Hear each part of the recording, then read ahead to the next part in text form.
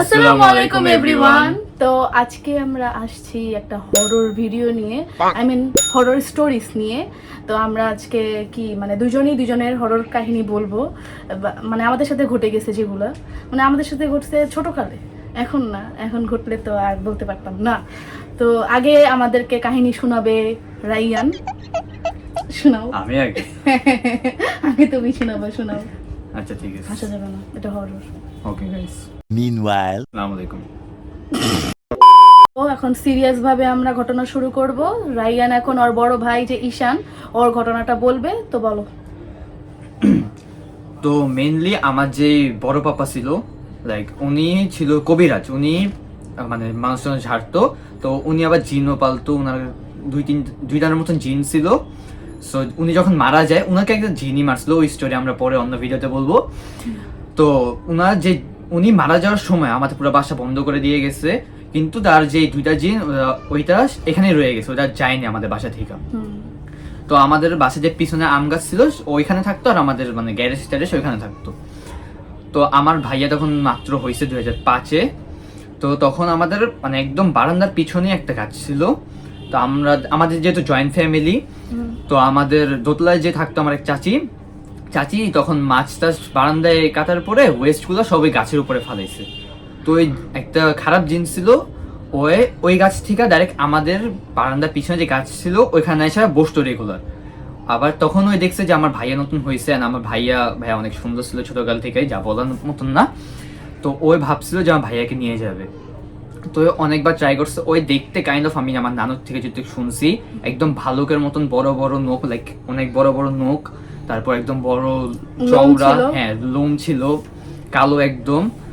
তো ওয়ে অনেকবার ট্রাই করছে ভাইয়াকে নিয়ে যাওয়ার, বাট আমার নানুর জন্য পারেনি। ও একবার নাকি লাইক আমাদের জানলার তো আবার একটু বড় বড়, তো এখানে হাত ঢুকে দিয়েছিল এভাবে জানলার ইয়ার দিয়ে। তখন নাকি আমার নানু এখানে দেখা ফেলছে। দেন তারপর থেকে মনে করো ভাইয়াকে নিয়ে কবিরাজ দেখাইছে। এগুলো থেকে করার পরে মানে ওই জিন এখনো ভাইয়াকে ছাড়ে নেই, মানে ভাইয়ার এখনো চেষ্টা করছে ভাইয়ার নেওয়ার।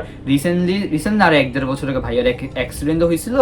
তখন জিনটা না ভাইয়াকে আমি প্রোটেক্ট করছে, মানে কোনো ক্ষতি করে না। এখন জাস্ট ট্রাই করতেছে ওরা নিয়ে যাওয়ার, আর জাস্ট ওরে ইয়ে রাখা। কারণ আগের বার যে বাইক অ্যাক্সিডেন্ট করলো এটা অনেক হেভি একটা ছিল, জাস্ট ওই জিনের কারণে বাঁচি, কারণ ওর কিচ্ছু হয়নি। এরকম অনেক দিন ট্রাই করতে করতে পারে না। পরে একজন কবিরাজকে নিয়ে আসছে বাসায় আম্মু। দেন আসার পরে এরকম বলছে যে এরকম সমস্যা হয়। পরে কবিরাজ ওনাকে বলছে যে এই গাছের সমস্যা, এই গাছটারে কাইটা ফেলান। পরে কবিরাজ গাছটা কাটছে, দেন আস্তে আস্তে জিনিসটা নর্মাল হয়ে গেছে। তো এখানে তোমার শর্ট স্টোরি শেষ। হ্যাঁ।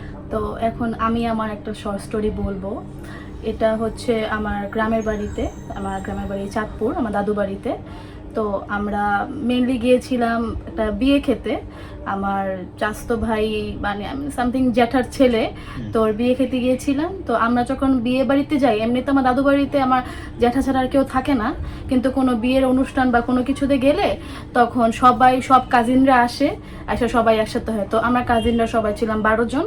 আর এই ঘটনা প্রায় আজ থেকে 4 বছর আগের। তো আমরা আমাদের গ্রামের বাড়িতে 2টা বাড়ি, একটা হচ্ছে পুরান বাড়ি আর একটা যেটা নতুন, যেটাতে আমরা থাকি। তো পুরান বাড়িটা আমাদের বাড়ি থেকে প্রায় 10 মিনিট লাগবে যেতে। এটার মাঝখানে একটা অনেক বড় রাস্তা, মাঠের মতো আর কি। তো ওই জায়গায় আমরা খেলতেছিলাম। তখন তো বিয়ের সময় ছিল, তো তখন এরকম এই যে পুরো রাস্তা জুড়ে লাইট ছিল। আর গ্রামের বাড়ি তো বারবার কারেন্ট যাওয়া আসা, এটা একদম নর্মাল একটা ব্যাপার। অনেকবার কারেন্ট যায়, তাও জেনারেটর লাগানো, তারপর অনেকবার যায়। তো আমরা আমার সব কাজিনরা মিলে খেলতেছিলাম উঠানে। তো খেলতে তো আমরা খেলতেছিলাম মেনলি লুকোচুরি খেলতেছিলাম। তো আমাদের রাস্তাটা কেমন ছিল, মাঝখানে গল্লি, এক পাশে আপনার বাঁশবাগান, আরেক পাশে বিল টাইপের, মানে পানি বিল টাইপের। তো আমরা একদম রাস্তার মধ্যে খেলতেছিলাম, মানে একটা মাঠ টাইপের। তো ওখানে খেলার সময় তো সবার খেলা শেষে তো আমার টান আসে যে আমি পুরান বাড়ির সামনে যে 1 থেকে 10 পর্যন্ত গুনবো, আর পিছনে ওরা সবাই লুকাবে। তো হ্যাঁ, ওদের টানেও আমরা এভাবেই খেলছি। তো আমি যখন 1 থেকে 10 পর্যন্ত গুনি, তো এটার মধ্যে আরেকটা কাহিনী আছে, যে মানে কাহিনী কি আরেকটা কথা আছে, আমি বলতে ভুলে গেছি।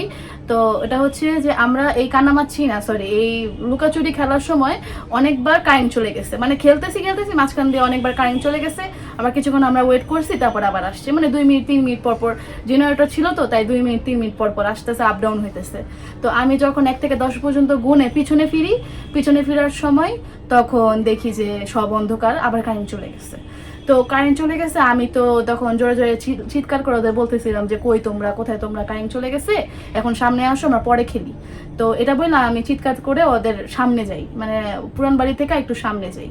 তো সামনে যাওয়ার পরে আমার ক্লিয়ারলি এখনো মনে আছে যে আমি সামনে যাওয়ার সাথে সাথে দেখতেছি প্রায় অনেক লম্বা, 6 ফুট কি 7 ফুটের মতো এরকম লম্বা একটা, যেরকম সাদা একটা, মানে ওড়না নাকি অবয়ব বুঝতে পারতেছি না, কিন্তু সাদা জিনিসটা পুরো সাদা। কিন্তু আমার ক্লিয়ার মনে আছে যে আমরা যে 12 জন ছিলাম, 12 জনের মধ্যে আমরা 3 জন মেয়ে ছিলাম, আর বাকি সব আমার কাজিন, ছোট ছোট ওরা ছেলেরা।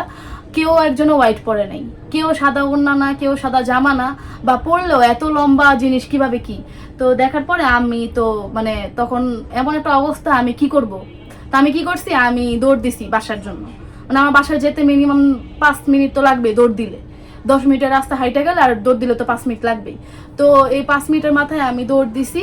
দৌড় দেওয়ার পরে মানে ওই জিনিসটাকে আমি হাত দিয়ে সরাই, মানে আমার হাতে এরকম স্পর্শ হয়েছে যে যেমন আমি একটা অন্য সরালে যেমন লাগে, এরকম একটা স্পর্শ হয়েছে যে আমি অন্যটা আমি সরে বাসায় যে উঠানে যে গ্রামের যে সিঁড়িগুলো থাকে না, যে সিঁড়ি দিয়ে উঠতে হয় ঘরে, তো ওই সিঁড়িগুলোতে উঠে আমি টেবিলের সামনে ধরে দাঁড়াইছি। দাঁড়ানোর সাথে সাথেই কারেন্ট এসে পড়ছে। কারেন্ট আসার পরে আমি তখন বাইরে যেয়ে দেখি ওরা সবাই উঠানের মাঝখানে একদম, মানে একদম রাস্তার মাঝখানে দাঁড়ায় আছে। মানে আমাদের বাসার থেকে দেখা যেতেছে যারা সবাই জড়ো হয়ে দাঁড়ায় আছে, দেখতেছে আমি কোথায়। পরে আমি বাসার থেকে বের হয়ে বলতেছি যে তোমরা কই ছিলা।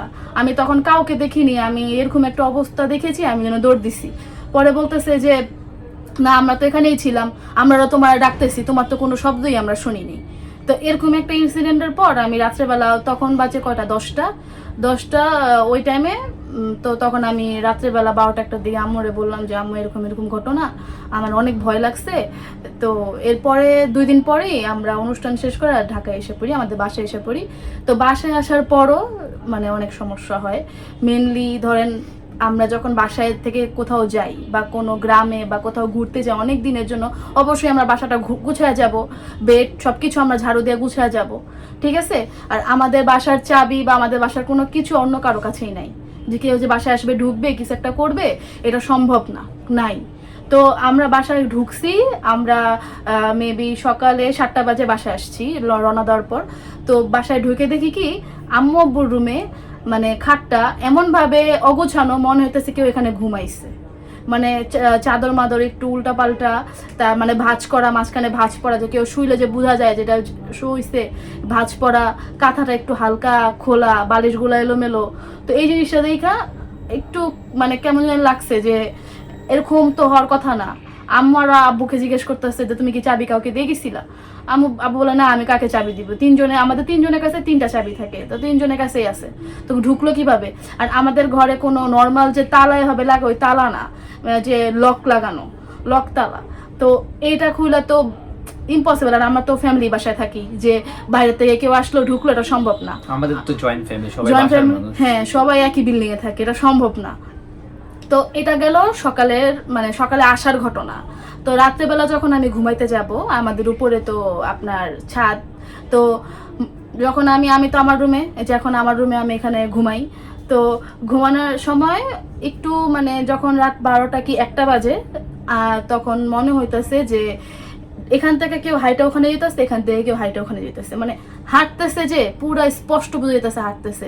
তারপর আমার থাই গ্লাস যে জানালা, এই জানালার মধ্যে টক টক টক টক টক, মানে আমি স্পষ্ট, আমি তো প্রায় যে ফজরের নামাজ পড়তে হবে 4টার দিকে, আমি তো ঘুমাইলে আর উঠতে পারি না, এই জন্য আমি জাগনা থাকি, আমি একবার নামাজ পড়ে তারপর ঘুমাই যাবো, এরকম অবস্থা। তো আমি স্পষ্ট শুনতেছি যেগুলো হইতেছে। তো তখন আমি কোনো রিয়াক্ট করি নাই। আমি চিন্তা করছি যে সকালে উঠে আম্মুকে বলবো বা ফজরের সময় আম্মুরে আমি বলবো। তো তখন যখন ফজরের সময় আমি মানে আজানটা যে দিছে, হাঁটাহাঁটি টক টক সব বন্ধ, কোনো কিছু আর না, হইতেছে না। তো পরে আমি আম্মুকে বললাম সকালবেলা ঘটনা, যে আম্মু এরকম হয়েছে, এরকম হাঁটাহাঁটির আওয়াজ হয়েছে আর আমার জানলা অনেক টকটক করছে, এরকম সমস্যা হয়েছে। তো আম্মু বলছে থাক, এরকম আসছি তো এতদিন, প্রায় এক সপ্তাহের উপরে ছিলাম আমরা গ্রামের বাড়িতে, তো এতদিন তো তোমরা একটা খালি ঘরের মধ্যে থাকলে একটু সমস্যা হয়। তো আম্মু আবার কি করছে যে দুয়া টুয়া পড়া ফু দিয়া আর কি সব কিছু নর্মাল করছে। তো ওই দিন রাতে আর কিছু হয়নি। পরের দিন আবার নর্মালি আমি আবার শুইছি। পরের দিন এরকম অবস্থা হয়েছে যে আমি শুয়ে ফোন টিপাইতেছি, স্ক্রোল করতেছি ফেসবুক, আমি স্পষ্ট বুঝতে পারছি যে আমার সামনে কেউ এসে বসছে। আমি স্পষ্ট একদম, মানে আমি জাগ না, তা আমি তো বুঝবই। তো তখন স্পষ্ট বুঝতে পারছি যে আমি শুয়ে আছি, আমার সাইড দিয়ে কে জানি বসলে যে একটা জায়গা, যে একটা জায়গায় বসলে জায়গাটা একটু নিচে হয়ে যায় না, তো ওই জায়গাটা এরকম নিচে হয়ে গেছে। তো ওই টাইমে মানে আমি কথা বলবো বা কিছু করব, মানে আমার কোনোই না। পরে এত ভয় পাইছি, ওই ভয়ে আমি এখন পর্যন্ত আমি ডিম লাইট জ্বালাই, নাহলে কোনো একটা লাইট জ্বালাই, টর্চ লাইট বা কোনো যে ছোট ল্যাম্প লাইটগুলো আছে না, ওগুলো জ্বালাই ঘুমাই। আমি একদম অন্ধকার জন্য এখন ঘুমাতে পারি না। ওই ইনসিডেন্টের পর থেকে আরও অনেক ইনসিডেন্ট আছে যে আমার সাথে ঘটেছে, বা আমার বাসায়, আমার রুমে, ওই গ্রাম থেকে আসার পরে অনেক কিছু হয়েছে। তো এগুলা নিয়ে কবিরাজ কি হুজুর উনি আমাদের মানে পড়া পানি দিয়েছে, তা আমরা ছাদের উপরে ছিটাই, তারপর আমরা ঘরের মধ্যে আয়াতুল কুরসি টানাই। এরপরে এখন একটু ঝামেলা একটু কম হয়, মানে তেমন হয় না। কিন্তু এর মাঝখানে যখন এই যে হুজুর কবিরাজ দেখানোর মাঝখানে আরো অনেক বড় বড় 3টা ঘটনা ঘটে, এটা আমি আমার লাইফে কোনোদিন ভুলবো না। মানে খুবই খারাপ অবস্থা। এটা ওদেরও বলছি, ওরাও অনেকদিন আমার পাঁচতলায় আসে নাই ভয়ে। তো এরকম এই গল্পগুলা এরকম যদি আপনারা আরো শুনতে চান, এটা যদি আমি পার্ট 2 আপনারা যদি চান, তাহলে আমি আরো পার্ট 2 আনবো। অবশ্যই কমেন্ট বক্সে জানাবেন। সাথে রাইয়ানোর আরো ঘটনা আছে, এগুলো ও বলবে, ওর শর্ট ঘটনা। আমার ঘটনাগুলো একটু বেশি লং, তো ওগুলা বলবো, প্লাস ওর শর্ট ঘটনাও আপনারা শুনবেন। তো আশা করি আজকের এই ব্লগটা আপনাদের কাছে খুবই ভালো লাগবে। এমন আরো হরর স্টোরি শুনতে চাইলে আমাদের সাথেই থাকুন এবং আমাদের চ্যানেলটি সাবস্ক্রাইব করুন। আল্লাহ হাফেজ। আসসালামু আলাইকুম everyone, how are you? Black man. আসসালামু আলাইকুম এভরিওয়ান। তুই হাসছিস কেন? এটা হরর ভিডিও।